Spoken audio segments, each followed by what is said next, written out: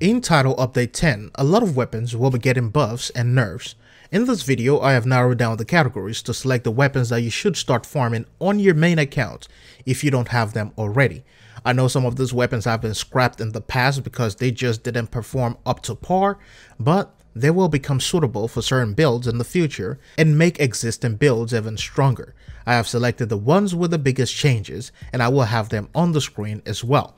So to start, we're going to be looking at the assault rifles. All your AK weapons, the FAL weapons, and the tactical weapons, a lot of those including Honey Badger and FAMAS, will be getting a damage increase. So if you don't have a lot of these weapons already, or maybe you just scrapped them because you found something better, well, you can start farming them again, or at least farm and keep one of them, one of each. You know, as we have on the list, we have the ones with a major damage increase, and though this 10% or 11% may not be a huge thing, but when it comes to assault rifles and weapons with 750 or 800 RPM, this is a major change and a major DPS boost. Next, we're going to be looking at the LMGs. The classic M60s and the RPKs are getting a buff as well. The RPMs determine how effective these little changes will become when you finally put them to test. So having a 12.4 or a 12.5 makes a lot of difference. These little changes can result in the DPS that you've been looking for when it comes to facing bosses. Next, we're going to be looking at the MMRs, and this is already an underrated class in Division 2. Those weapons already had a high damage, however they were eclipsed by some of the rifles out there. So with these changes, they will become even more viable, especially the Model 700, which is getting a 14.9% damage increase, and that to me is just splendid. It's beautiful. The M700s are getting a damage increase as well, so if you're a fan of MMRs, then you need to start farming these specific weapons as well as your backup if you decide to use maybe the SVDs. So now let's move on to the rifles. Rifles have become a class of weapon that has been going in and out of controversy for the past few months, mostly because of the M1A, and you know, a lot of people felt like the weapon was too powerful. M1A is getting a nerf in this update, and they're also using that opportunity to bring up a lot of weapons, a lot of rifles that have not been touched by a lot of people. So the UIC-15 mod is getting a 21.6 damage increase. The 1886, or so-called the Virginian, is getting a 21.3 damage buff. That's massive. The M1A CQB is also getting a buff.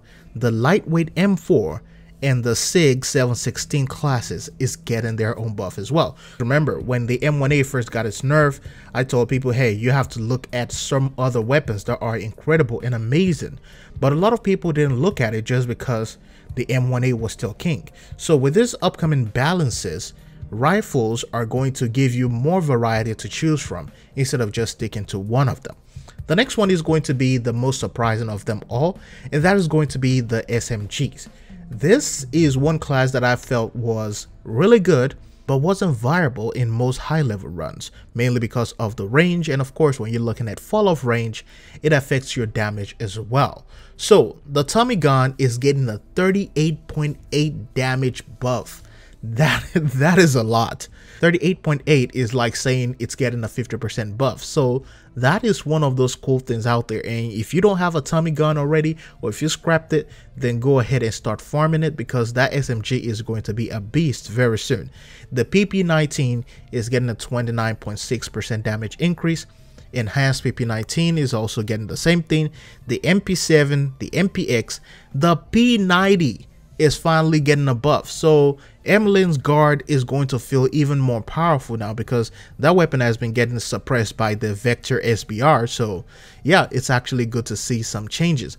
Also, the Vector SBR is getting a 14.7 damage increase, and the Banshee, which is the Grudge, the weapon that you get from Keener, that one is also getting a damage buff. So a lot of these SMGs are getting a substantial buff to bring them up to par to a lot of assault rifles, though they're not gonna have assault rifle type of range and assault rifle type of tightness, but they're still going to be able to compete when it comes to damage variation.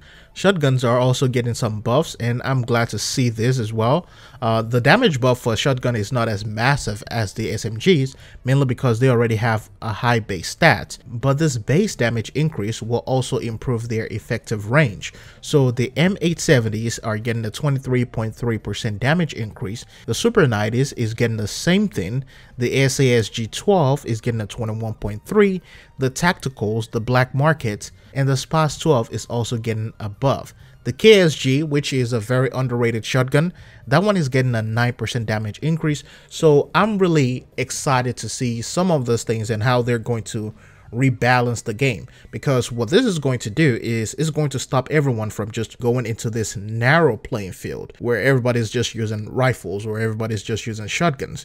Overall, the ones that receive the lowest buffs are going to be your rifles and your marksman and assault rifles, but together I'm liking this so far. And if you don't have any of these weapons, like I said earlier, I have a list of it on the screen, and I might actually drop it down in the description as well. So please go ahead and start farming those weapons. Anyways, thanks for watching. I'll see you in the next one.